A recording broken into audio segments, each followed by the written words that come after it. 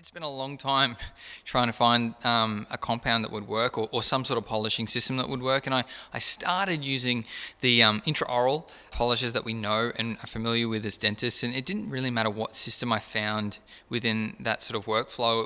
It was this problem where it was really expensive because I only got one or two polishes out of each set. And so that started my search, and I was really fortunate to find Roland and DiaShine at my first CEREC, I think it was CEREC 30 convention.